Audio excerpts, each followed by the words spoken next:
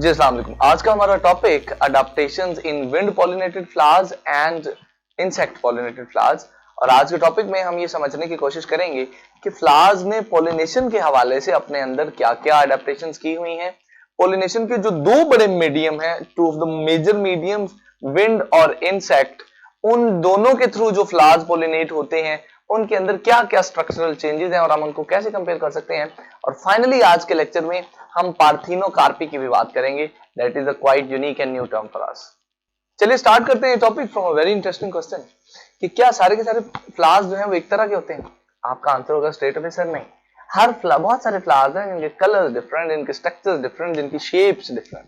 मेरा अगला सवाल आपसे ये होगा कि हम पॉलिनेशन पढ़ के तो आए सेल्फ और क्रॉस पॉलिनेशन, बट उसके लिए जो एजेंट्स यूज होते हैं आपको क्या लगता है कि ये जो सारे के सारे फ्लावर्स हैं ये एक ही एजेंट के थ्रू पॉलिनेशन करते होंगे? तो आप कहेंगे सर नहीं, कोई विंड के थ्रू करता होगा, कोई वाटर के थ्रू करता होगा, कोई एनिमल्स के थ्रू, राइट?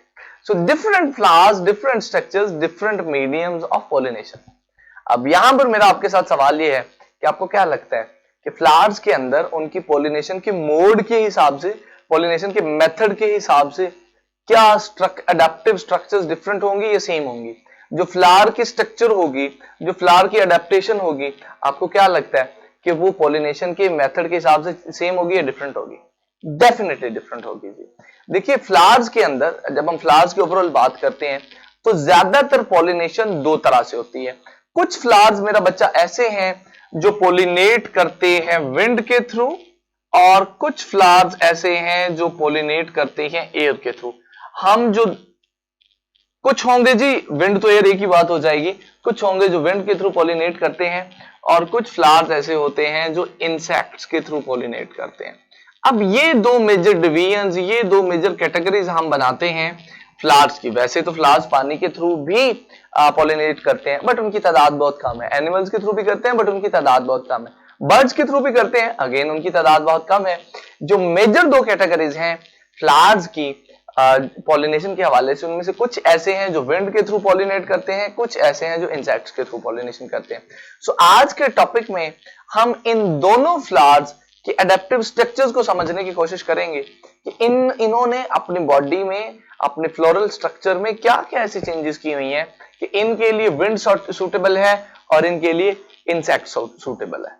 चलिए साइज से स्टार्ट करते हैं। हम कोशिश करेंगे कि एटलीस्ट 6 से 7 कैरेक्टर्स इन दोनों तरह के फ्लावर्स के जो विंड के थ्रू पॉलिनेट होते हैं या इंसेक्ट्स के थ्रू पॉलिनेट होते हैं उनको कंपेयर करें, उनको डिस्कस करें।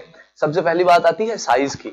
आपको क्या लगता है जिसने हवा के थ्रू पॉलिनेट होना है उसका साइज कम होगा या ज्यादा होगा? उसका साइज डेफिनेटली कम होना चाहिए, स्मॉलर इन साइज होना चाहिए उसको, ताकि उसके पोलन, उसके स्टेमन्स आराम से हवा के थ्रू उड़ के चले जाएं।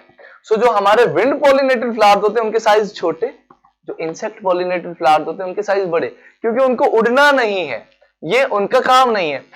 इंसेक्ट आएगा, बैठेगा, पोलन पकड़ेगा, चला जाएगा। द सेकंड थिंग जी, कलर। आपको क्या लगता है कि जो इंसेक्ट वाले फ्लावर होंगे उनका कलर कैसा होगा? बेटा डेफिनेटली उन्होंने इंसेक्ट्स को अपनी तरफ अट्रैक्ट करना है। इंसेक्ट अट्रैक्ट होंगे तो आएंगे, तो बैठेंगे, तो पोलन ग्रेन लेके जाएंगे, लिहाजा हमेशा उनके पेटल्स के कलर्स ब्राइट होते हैं। आप अपने इर्द गिर्द देखिएगा, जितने फ्लावर्स भी आपको ब्राइट कलर्स वाले की पेटल्स वाले नजर आए, डेफिनेटली उनके अंदर जो पॉलिनेशन है वो इंसेक्ट्स करवाते हैं। यहाँ मैंने दो एग्जांपल्स पुट की, एक हमारे पास सनफ्लावर का फूल है, एक और फूल है। Sunflower is actually insect pollinated flower और जो दूसरे वाला है वो विंड पॉलिनेटेड फ्लावर है।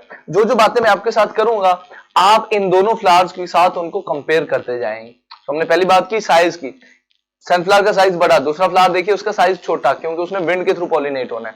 सेकंड थिंग, पेटल्स की बात, सनफ्लावर में हमारे पास पेटल्स ब्राइट, दूसरा फ्लावर आप देखेंगे जो विंड पॉलिनेटेड है तो उसमें पेटल्स जो है वो कलरलेस होंगी, ये यूजुअली ग्रीन होती है, इतने ज्यादा ब्राइट कलर्स की पेटल्स नहीं होती। Third thing is nectar. देखिए नेक्टर वो जूस है जो फ्लावर के अंदर प्रोड्यूस होता है, और जो इंसेक्ट है ना वो आएगा ही तब जब नेक्टर होगा। तो अगर नेक्टर नहीं होगा तो इंसेक्ट नहीं आएगा, शाबाश ध्यान दीजिए। तो जो इंसेक्ट पॉलिनेटेड फ्लावर्स होंगे उनके पास नेक्टर होगा, वो नेक्टर प्रोड्यूस करेंगे। जो विंड पॉलिनेटेड फ्लावर्स होंगे वो नेक्टर प्रोड्यूस नहीं करेंगे। द फोर्थ थिंग कि जो फ्लोरल अरेंजमेंट है, यानी जो फ्लावर है उसके फ्लावर की अरेंजमेंट क्या है, तो याद रखिएगा जो इंसेक्ट पॉलिनेटेड फ्लावर होगा ना उसका जो फ्लावर है वो अपवर्ड होगा बेटा। शाबाश, कैसे होगा? उसका फ्लावर अपवर्ड होगा, सामने होगा, ताकि नजर आए इंसेक्ट को, इंसेक्ट उसकी तरफ भागता भागता आए और पॉलिनेशन हो जाए। बट ये जो विंड पॉलिनेटेड फ्लावर होंगे ये थोड़े से लूज होंगे, ये थोड़े से इस तरह करके होंगे ताकि हवा चले तो आराम से उड़ के हवा के साथ चले जाए। इसी तरह जो स्टेमन और स्टिग्मा होंगे, ध्यान दीजिए स्टेमन और स्टिग्मा एक्चुअली हैं क्या? स्टेमन जो है वो मेल पार्ट है, वो मेल रिप्रोडक्टिव पार्ट है, ठीक है। इसी तरह जो स्टिग्मा है वो फीमेल की कार्पल की ओपनिंग है। जो स्टेमन और स्टिग्मा होंगे ना जी इंसेक्ट वाले फ्लावर्स में, इंसेक्ट पॉलिनेटेड फ्लावर्स में, वो हमेशा इंक्लोज्ड होंगे पेटल्स के साथ। पेटल्स ने उनको इंक्लोज किया होगा, पेटल्स ने उनको कवर किया होगा हमेशा। बट जो विंड पॉलिनेटेड फ्लावर्स होंगे उसमें वो ऊपर होंगे, सामने होंगे, पेटल्स में इंक्लोज नहीं होंगे। Again the very same reason, आराम से जो है वो मूव कर जाए, आराम से हवा के थ्रू मूव करते करते अगले अपने टारगेट तक पहुंच जाए। इसी तरह अगर हम पोलन ग्रेन्स की बात करें तो इंसेक्ट पॉलिनेटेड फ्लावर्स जो होते हैं ना उनमें पोलन ग्रेन्स कम होते हैं बेटा, क्योंकि वहां तो मेथड ही बड़ा सिंपल है। इंसेक्ट आएगा, बैठेगा, परों के साथ पोलन लगेंगे, अगले फ्लावर पे जाएगा, डिलीवर कर देगा, दैट्स इट, सेक्सुअल रिप्रोडक्शन हो गई। बट विंड पॉलिनेटेड फ्लावर्स जो हैं इनको प्रॉब्लम ये होती है कि जब विंड के थ्रू पोलन ग्रेन्स ट्रांसफर करेंगे तो चांसेस हैं कि वो अच्छे सही टारगेट तक ना पहुंचे, तो ये बहुत ज्यादा तादाद में पोलन ग्रेन्स जो है प्रोड्यूस करते हैं। और जो इंसेक्ट पॉलिनेटेड फ्लावर्स हैं वो बहुत कम तादाद में पोलन ग्रेन्स प्रोड्यूस करते हैं। Last but not the least, stigma, जो कार्पल की ओपनिंग है, आइज और रोज की बात करते हैं। देखिए इंसेक्ट पॉलिनेटेड फ्लावर्स में ये पिन हेड होती है, जैसे मैंने आपको बना के दिखाई थी, यूं करके ये पिन हेड होती है। बट जो हमारे विंड पॉलिनेटेड फ्लावर्स हैं इनमें जो स्टिग्मा होता है उसकी वो हमेशा फीदरी ब्रांचेस होती हैं। उसकी फीदरी ब्रांचेस का मतलब कि परों की तरह के स्ट्रक्चर्स, फीदर की तरह के स्ट्रक्चर्स उसके साथ मौजूद होती हैं ताकि ये आराम से उड़ के एक जगह से दूसरी जगह चली जाए। This was all about the adaptation in pollinated plants जो कि विंड या इंसेक्ट से होते हैं। एग्जाम में आपको ये सवाल दोनों तरह से आ सकता है, शॉर्ट में भी लॉन्ग में भी। नोट्स आपको मिल ही जाएंगे, आपके पास होते हैं in the portal as well. तो अगर शॉर्ट में आएगा तो आपको एटलीस्ट 3 से 4 जो पहले कैरेक्टर्स हैं वो लिखने हैं। अगर लॉन्ग में आएगा तो आपको ये 7 के 7 कैरेक्टर्स लिखने हैं। याद रखिएगा आपको इस तरह टेबल बना के नहीं लिखना है, बट आपको ये चीजें बल्कि आपको पॉइंट्स बना के लिखनी है। या तो आपको पॉइंट बना के लिखनी होंगी, या लिखने का दूसरा तरीका एक आध ये भी हो सकता है कि आप लाइन लगा के चीजों को डिफाइन कर दें। बट ये 3 कॉलम्ड टेबल ना बनाएं, 3 कॉलम्स वाला टेबल आप लोगों ने बिल्कुल नहीं बनाना, 2 कॉलम्स वाला बनाना है। एक साइड पे विंड पॉलिनेटेड, एक साइड पे इंसेक्ट पॉलिनेटेड। आज के लेक्चर की आखिरी बात जो मैंने आपके साथ स्टार्ट में की थी, दैट इज पार्थिनोकार्पी। आइए जी let's talk about this as well कि ये क्या चीज होती है। देखिए इसी तरह का एक मिलता जुलता वर्ड, एक रिलेटेड वर्ड हम पहले भी पढ़ चुके हैं जो कि था parthenogenesis, but that we studied in case of animals. अब आप पार्थिनोकार्पी को वहां पे ही कनेक्ट करेंगे। Parthenocarpy is just like the parthenogenesis, थोड़ा सा फर्क है। अच्छा, पार्थिनोजेनेसिस में बुनियादी तौर पर होता ये है कि मेरा बच्चा फ्रूट डेवलप हो जाता है फ्रॉम ओवरी, ओवरी से फ्रूट डेवलप हो जाता है विदाउट फर्टिलाइजेशन, कि फर्टिलाइजेशन नहीं हुई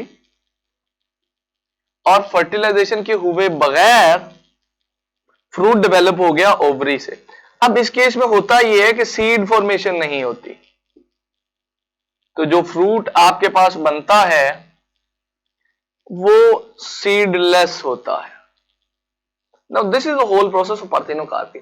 अब इसकी जरूरत को समझिए जरा, और ये हुआ कैसे ये भी समझिए।